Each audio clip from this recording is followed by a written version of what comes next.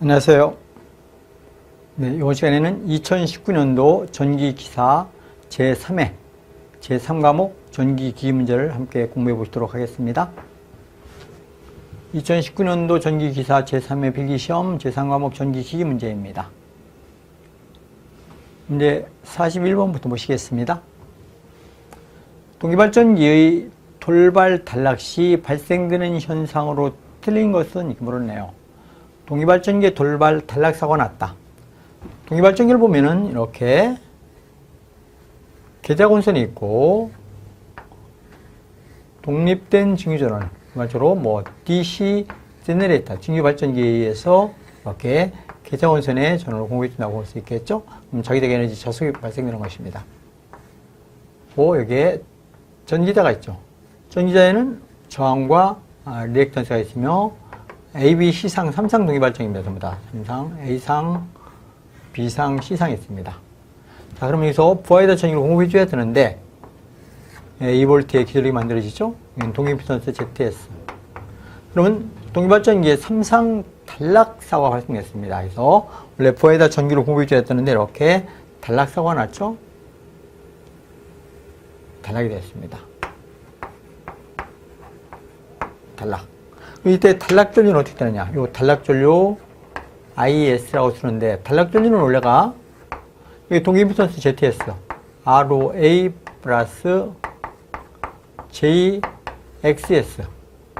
이 XS는 동기 리액턴스로서 전기자 본선의 저항 플러스 J의 반작용 리액턴스 XA와 누설 리액턴스 XA의 합을 이루는 동기 리액턴스라고 쓰는 것입니다. 이 동기임피던스 무엇을?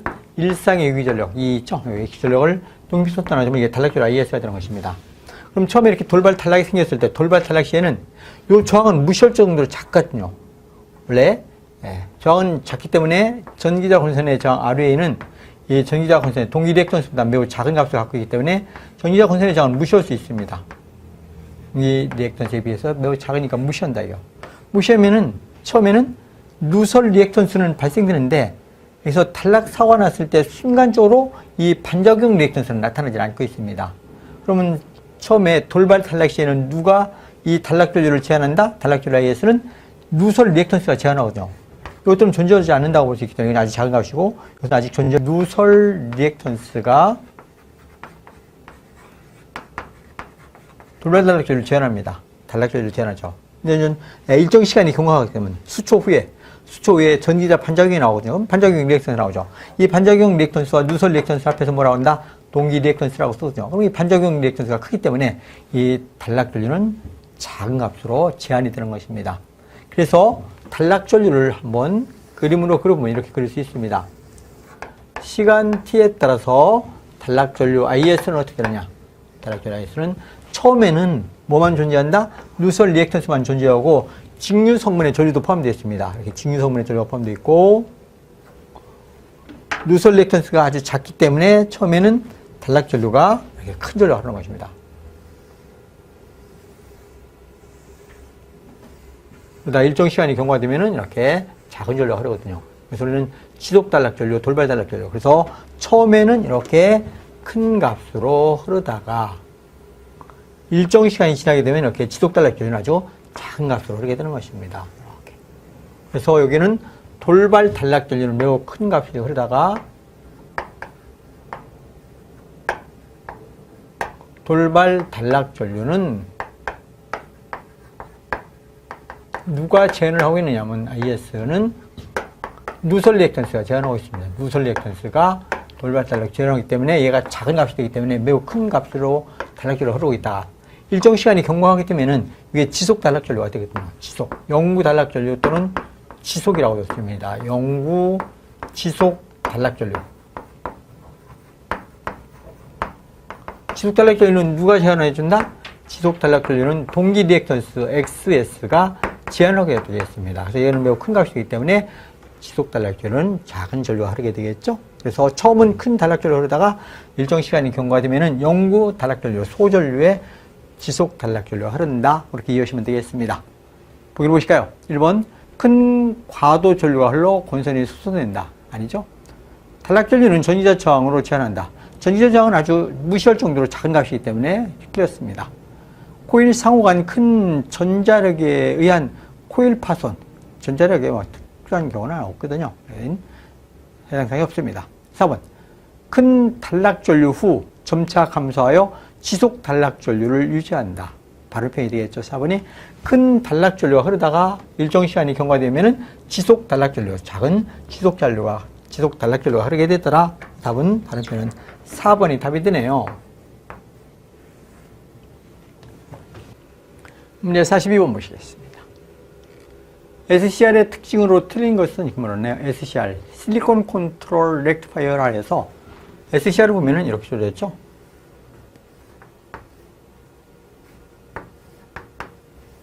이게 애노드, 캐소드, 게이트 단자를 조졌습니다. 그래서 여기다 이렇게 순방향의 전압을 이렇게 공급해줘도 처음에는 도통이 되지 않고 있습니다. 어디에다? 부하의 저항 R호가 되고, 여기에 개폐기를 연결했을 때, 스위치를 닫아도 순방향의 교류 전압을 공급해줬을 때 도통이 안 되고, 어디에다? 이게 게이트 단자가 되는데요. 게이트의 전류를 흘리면은 오프 상태에서 온 상태로 되는데 아주 짧은 시간 내에 턴온이 됩니다. 턴온이 되어서 전류가 정상적으로 흐르죠. 이런 것을 우리는 SCR이라고 씁니다. 애노드, 캐소드, 게이트에서 단일 방향 3단자 소자를 SCR이라. 이 SCR 내부에는 저항이 아주 작습니다. 그래서 부하 전류가 흐를지라도 전압 강화 E는 I 곱하기 내부의 저항이 작기 때문에 이것은 아주 작은 값이 되기 때문에 무시할 수가 있습니다.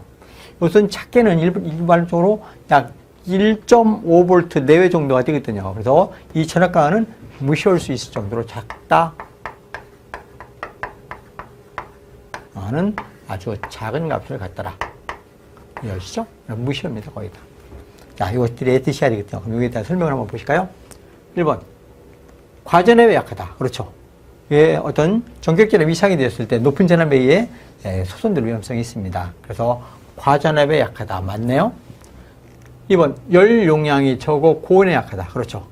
반도체 소자이기 때문에 여기에 열에는 아주 약한 값이 그런 소자들입니다. 열에 고온에 약하다. 맞네요?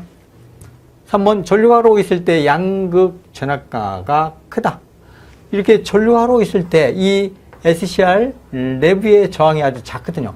이게 작기 때문에 전압 강화가 작게 되는 것입니다. 그래서 전류가 흐르고 있을 때 양극 전압 강화가 크다. 이건 틀렸네요. 답은 잘못된 것은 3번이 잘못되었네요. 4번 보시면은 KT의 신호를 인가할 때부터 도통할 때까지 시간이 짧다. 그렇죠. KT의 전원을 턴온 시켜주는데 그 턴온 되는 시간이 아주 짧습니다. 그래서 턴온 시간이 매우 짧다. 맞는 얘기가 되겠죠. 그래서 다 바른 편이 되며 3번만 잘못되었습니다. 43번. 터빈 발전기의 냉각을 수소 방식으로 하는 이유로 틀린 것은 일반인 공냉식이 있고 수소 냉각 방식 또는 직접 냉각 방식 등등이 있습니다. 그러면 이 공기 냉각 방식과 수소 냉각 방식을 비교할 때 이 수소 냉각 방식에 어떤 장단점이 있거든요. 우선 수소는 비중이 낮습니다. 비중이 낮아요. 비중이 공기의 약 7% 정도밖에 안 됩니다. 비중이 공기 약 7%밖에 안 되기 때문에 풍선이 약 10분의 1로 감소합니다. 10분의 1 정도로 감소하죠. 그리고 비열이 높습니다. 비열이 약 70에서 비열은 약 7배 정도로 높거든요. 비열이 높다. 철심에서 열 전도율이 높다. 이게 비열이 높다는 것은 열 전도율이 높다. 이래서 동일한 치수에서는 출력이 약 20%에서 25% 정도 증가합니다. 25% 출력이 증가하죠. 같은 크기에서 이렇게 출력이 증가한다. 이 수냉각방 전폐형을 써야 됩니다. 전폐형을 완전 폐쇄시켜야 되거든요. 전폐형. 이래서 만약에 공기가 침입하게 되면은 폭발의 위험성이 있습니다. 연소는 하지 않지만 폭발의 위험성이 있기 때문에 전폐형을 써야 되고, 전폐형을 쓰게 되니까 일반적으로 수명이 좀 길어지고, 수명이 길고 소음도 적은 그런 좋은 점이 있습니다. 소음이 적다. 그리고 수소 냉각 방식의 냉각 수소의 탱크가 좀 작아도 됩니다. 소형으로서 사용해도 좋죠. 그래서 이런 것들이 수소 냉각 방식의 장점이며 단점이 있다면은 공기와 혼합시키면 무슨 위험이 있다? 폭발의 위험이 있기 때문에 방폭주로 해야 되는 그런 단점을 갖고 있다. 이렇게 보시면 되겠죠. 보기를 보시겠습니다. 1번 풍선이 공기 냉각 시에 약 10분의 1로 줄어든다. 맞죠? 비중이 약 10%밖에 안 되기 때문에 풍선이 10분의 1로 감소한다. 맞습니다. 열 전도율이 좋고 가스 냉각기가 작아진다. 그렇죠? 열 전도율이 좋고 가스 냉각기가 크기가 작아지는 것입니다. 맞죠? 절연물에 산화작용이 없으므로 절연 열화가 작아서 수명이 길다. 그렇죠? 절연물의 산화작용. 물론 폭발의 위험은 있지만 타지는 않습니다. 연소하지는 않거든요. 그래서 좀 아크가 발생돼도 연소하지 않기 때문에 수명이 길어진다. 그런 뜻입니다. 다 맞네요. 4번. 반폐형으로 하기 때문에 이물질의 침입이 없고 소음이 감소한다. 반폐형이 아니죠. 항상 수소 냉각방이 있을 때는 반폐형이 아니고 전폐형을 써야 됩니다. 전폐형을 사용하기 때문에 이물질의 침입이 없고 소음이 감소한다. 이렇게 보시는 것이죠. 자, 그래서 답은 4번이 잘못됐네요. 반폐형이 아니고 전폐형을 사용한다. 그렇게 이해하시죠? 문제 44번 보시겠습니다. 단상유도전동기의 특징을 설명하는 것으로 옳은 것은 이렇게 물었네요. 단상유도전동기라. 단상유도전동기는 이렇게 회전자가 있고 고정자가 이렇게 조졌습니다.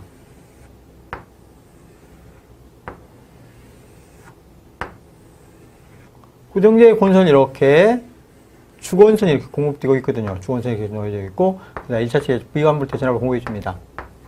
그럼 이렇게 주권선의 전압을 공급해 주면은 이게 회전자가 되는데요. 회전자는 뭐 농용을 많이 쓰고 있는데요. 회전자가 이렇게 되었다.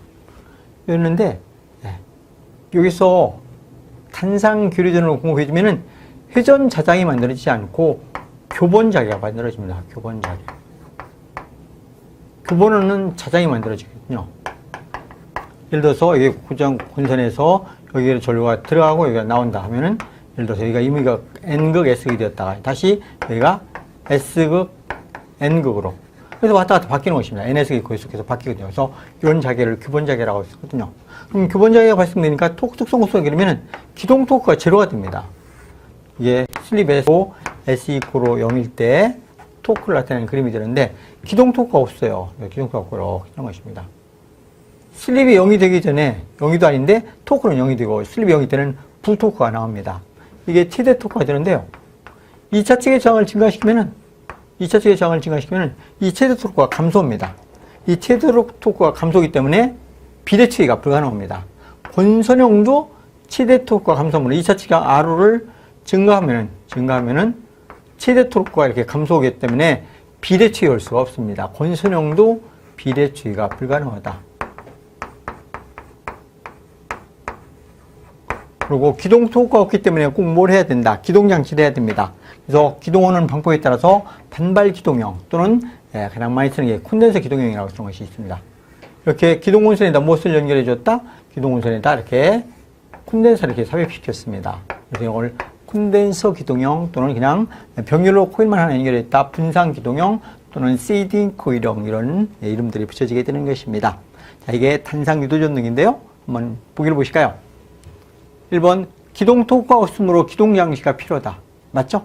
기동 토크가 없으므로 이렇게 기동 원선을 연결해서 콘덴서를 연결한다든가 아니면 병렬로 그냥 코일만 연결해 준다든가 아니면 시딩 코일을 연결한다든가 이렇게 해서 기동 토크를 발생시켜야 되겠습니다. 그래서 기동 토크가 없으므로 기동 장치가 필요하다. 이것이 바른 편이 되겠네요. 답은 1번이 무조건 되겠습니다. 나머지 다 잘못됐겠네요. 기계선이 있어도 무부하 속도는 동기 속도보다 크다. 동기 속도가 무조건 떨어지죠. 무부하 시의 속도는 동기 속도보다 완전히 떨어지게 되어 있습니다. 틀렸죠?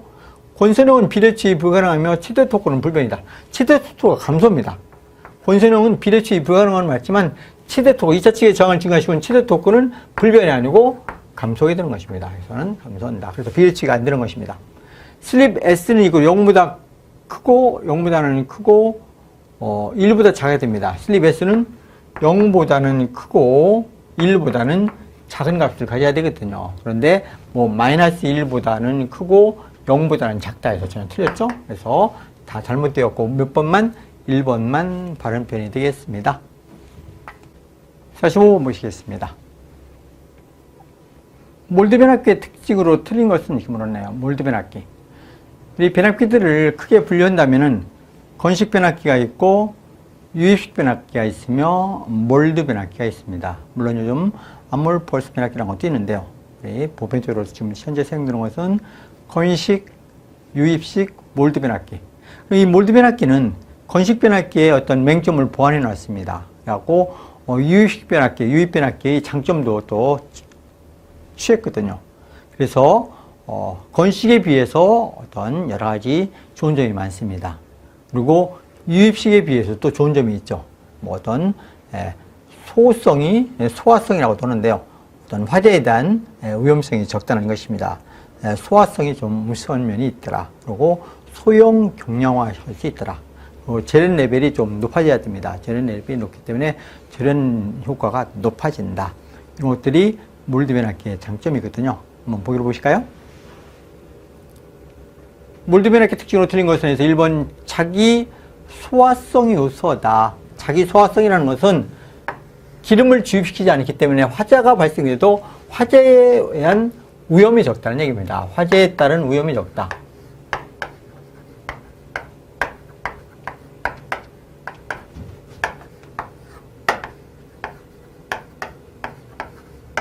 작다는 자기 소화성이 우수하다 이렇게 얘기했죠. 소형 경량화 가능하다. 그렇죠. 기름을 주입하지 않기 때문에 형태가 좀 작아지고 가벼워집니다. 소형 경량화가 가능하다. 맞죠? 건식 변압기에 비해서 소음이 작다. 이 건식 변압기는 똑같이 건식인데 얘는 에폭시 수지로 몰드 처리되어 있습니다. 몰드. 감쌌다는 얘기죠. 몰드 처리되어 있어. 그렇기 때문에 소음이 아주 작은 그런 좋은 점을 갖고 있죠. 건식 변압기에 비해서 소음이 작다. 맞죠? 다 맞네요. 4번. 유입 변압기에 비해 재련 레벨이 낮다. 유입 변압기에 비해서. 유입은 기름을 주입시켰기 때문에 어떤 재련 레벨을 좀 낮출 수가 있거든요. 그런데 이 몰드 변압기는 기름이 없기 때문에 재련 레벨을 좀 높게 해야 됩니다. 그래서 유입 변압기에 비해서 재련 레벨을 높게 해야 된다. 근데 낮다 했으니까 틀렸네요. 그래서 답은 잘못된 것은 4번이 잘못되었습니다. 46번 보시겠습니다.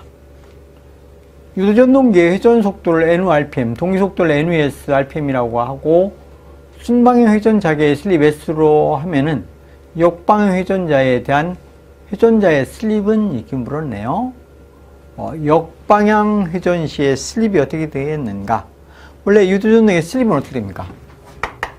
일반적으로 정상 운전할 때 슬립 S 하면은 S는 동기 속도 NUS분의 NUS 마이너스 NO가 되죠? 일반적인 슬립입니다. 그러면 역회전할 때 역회전 시 슬립.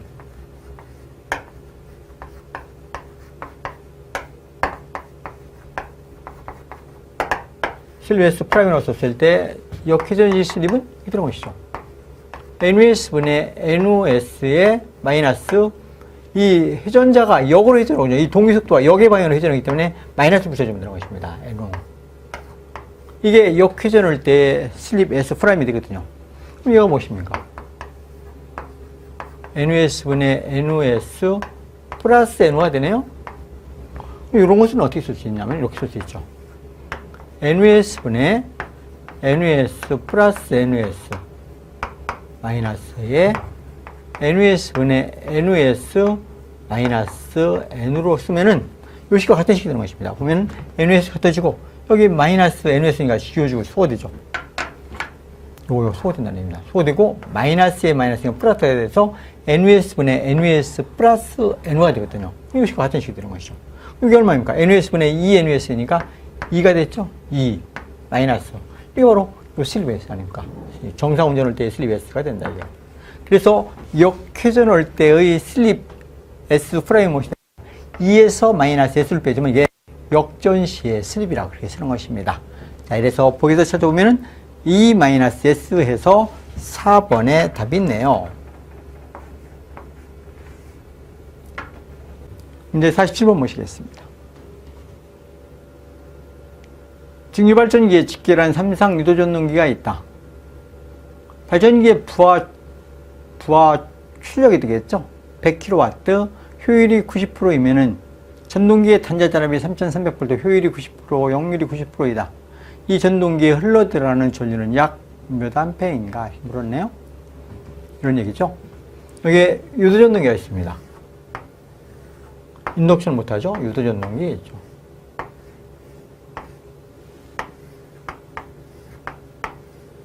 일차 공급전압이 V1V가 되죠. 여기서 직결되어 있습니다. 보세요. 직류발전기가 직결되어 있죠? DC 제네레이터가 연결되어 있습니다.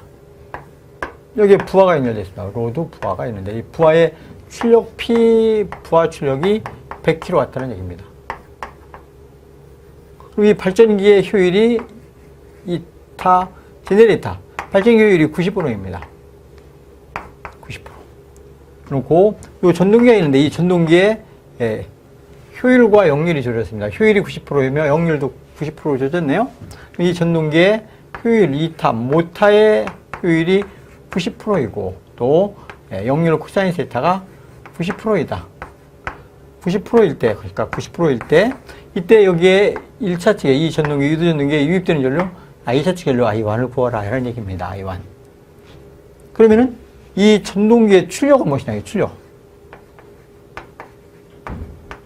전동기 출력은 이 발전기 입력과 똑같죠? 발전기 입력은 무엇입니까?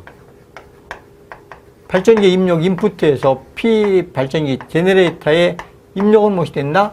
발전기 제네레이터의 입력 인풋은 무엇이 된다? 부하 용량 PL를 무엇으로? 효율 2타로 나눠주면은 발전기 제네레이터의 효율로 나눠주면은 출력을 효율로 나눠주니까 입력이 되겠죠? 입력. 이 발전기 입력과 무엇이 같아야 된다? 전동기의 출력과 같아야 됩니다. 그럼 여기서 항상 전동기의 출력은 P는 무엇이 된다? 이게 전동기 출력이 되는데 출력이라는 것은 루트 3 곱하기 VI 코사인 세타의 역률, 효율, 역률에다 효율을 곱해주는 것이죠. 이건 물론 전동기의 효율과 전동기 모타의 효율을 곱해주는 것이죠. 따라서 이 전동기 1차 측의 전류, 이입 전류, 전류를 구하라 물었죠. 지금 전류는 어떻게 되냐 따라서 전류, 전동기 유입 전류 I라는 값은 무엇으로? 루트 3 곱하기 전격전압 V 1차 측의 전격전압으로서 역률과 효율로 이게 이 발전기 입력을 나눠주면 되겠죠. 발전기 입력이 직결되어 있기 때문에 출력과 같은 것이거든요. 그래서 발전기의 입력은 인풋 또는 부하 용량을 무엇으로? 2타 G로 나눠주는 것입니다. 그럼 그대로 대입만 시켜주면 되겠네요. 출력이 100kW이죠? 100kW를 무엇으로? 효율 90%, 0.9로 나눠주면 이게 발전기의 입력이 됩니다. 발전기의 입력이 곧 전동기의 출력이 되거든요. 그럼 전동기 출력을 무엇으로 나눠주냐? 루트 3 곱하기 전격전압이 얼마로 줘졌냐면 전격전압이 보시면 이게 3300V로 주어졌죠? 전동기의 단자전압 1차 전격전압이 3300V이다. 그 다음에 역률 90%이죠? 효율 2타도 90%가 됩니다. 0.9로 나눠주면은 이게 바로 전동기의 1차 입력 전류 I가 되겠습니다. 이 계산기를 한번 계산해 보시면 얼마나 나오는가? 24A가 나올 것입니다. 이렇게 해서 보기에서 찾아보면은 4번에 있네요. 답은 4번이 되겠습니다. 네, 48번 보시겠습니다. 유도발전기의 동작 특성에 관한 설명 중 틀린 것은 물었네요. 유도발전기입니다. 유도발전기 하면은 여기에 동기발전기 있습니다.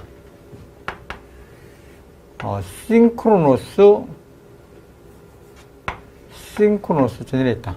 동기발전기에서 어떤 부하에다 전기를 공급해주고 있습니다. 이때 이 동기발전기의 선로에 뭘 연결해줘야 된다? 여기다 유도발전기를 연결해줘야 됩니다. 인덕션 제너레이터, 유도 발전기가 되겠죠. 유도 발전기는 좋은 점이 무엇이냐면은, 이게, 여자 전원을 동기 발전기로부터 여자 전원을 공급받아야 되거든요. 여자 전원을 공급받아야 되는데요. 얘는 동기화할 필요가 없습니다. 그리고 구조가 좀 간결해요. 구조, 이게 유도 발전기의 좋은 점인데 구조가 간결하고, 그러다 보니까 조작이 좀 용이합니다. 조작이 용이하고, 여자 전원은 동기 발전기로부터 여자 전원을 얻어야 되는 것입니다. 여자 전원은 동기기로부터 얻는다.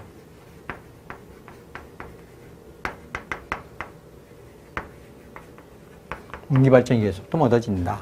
얘는 난조가 발생하지 않습니다. 난조 없다고 보면 되겠죠? 우리 동기 발전기에서 난조가 필요 없고, 동기화할 필요도 없습니다. 동기화가 필요 없다. 불필요하죠. 그리고 얘는 역률 및 역률과 효율이 좀 낮습니다. 효율이 낮다. 그리고 단락사고가 나도 여기서 숏이 나오죠. 단락사고가 나도 여러 전류 없어지기 때문에 단락 전류는 작습니다.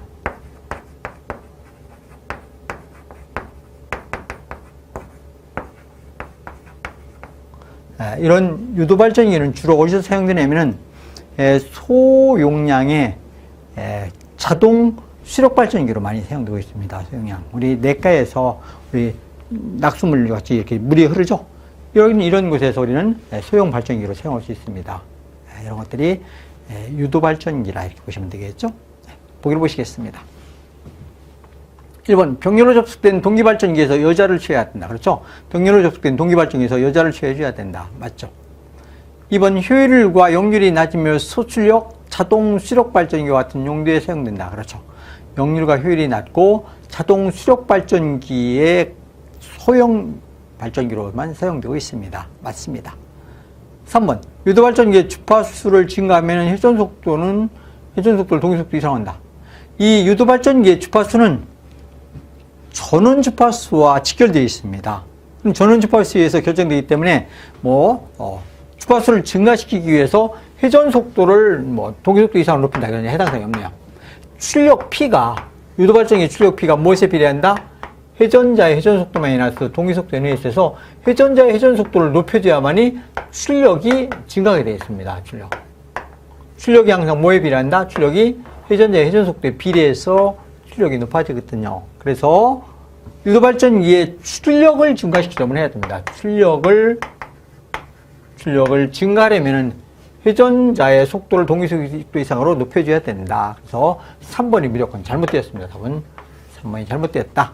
4번은 솔로에 단락이 생긴 경우에 여자가 상실됨으로 단락 전류는 동기발전기에 비해서 적고 지속시간도 짧다. 그렇죠. 솔로에 단락이 생겨도 여자가 상실되었기 때문에 단락 전류는 소전류가 흐르게 되는 것입니다. 그리고 금방 소멸되게 되겠죠. 다 맞고 3번만 잘못되었습니다. 49번 보시겠습니다. 단상 변압기를 병렬 운전하는 경우 각 변압기의 부하 분담이 변압기 용량에 비례하려면 각각의 변압기의 퍼센트 임피던스는 어느 것에 해당되는가 물었네요. 변압기를 병렬 운전한다. 변압기 병렬 운전은 결선으로 보면 이게 병렬 운전이거든요. A군 변압기의 권선의 저항과 리액턴스, B군 변압기의 권선의 저항과 리액턴스가 되거든요. 여자 어드미턴스는 A군 변압기 여자 어드미턴스와 B군 변압기 여자 어드미턴스는 병렬로 접속되어 있죠. B군, A군. 이렇게 병렬로 접속해서 이가 1차 공급전압 V1이 되는 것이며, 일단 부하를 이렇게 공통 부하에다 전기를 함께 공급해 주는 거, 이게 병렬운전이 되겠죠. 2차 측전압 V2가 됩니다.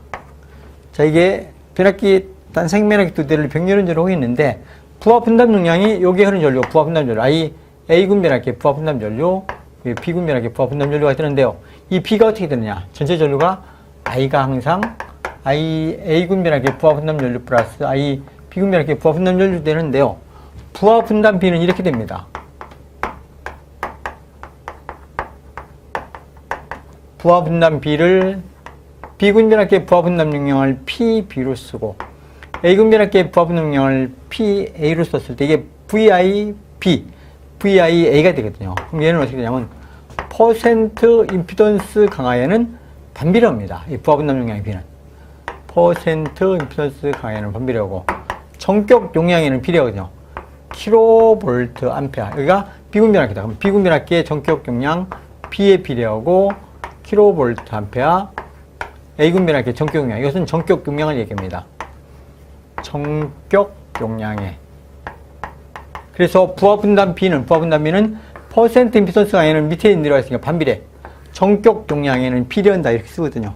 자, 그래서 부하 분담을 균등하게 하기 위해서 얘와 자기 능력이 예를 들어서 킬로볼트 암페어 A와 킬로볼트 암페어 B가 있을 때 자기 능력을 다 분담하기 위해서는 퍼센트 임피던스 강화, 이 퍼센트 임피던스 강화가 퍼센트 임피던스, A군 변압기의 퍼센트 임피던스 강화와 B군 변압기의 퍼센트 임피던스 강화가 같아야만이 자기 능력을 그대로 분담하게 되는 것입니다. 이 퍼센트 임피던스 강화가 다르게 되면은 부하 분담 용량이 달라집니다. 자기 능력보다 다 작아지거든요. 이래서 항상 변압기 병렬 운전할 때 퍼센트 임피던스 강화는 어떻게 돼야 된다? 변압기 용량에 관계없이 항상 퍼센트 임피던스 강화는 같은 값을 가져야 부하 분담 용량이 균일하게 됐더라. 그렇게 이해하셔야 되겠습니다. 자, 보기를 보실까요?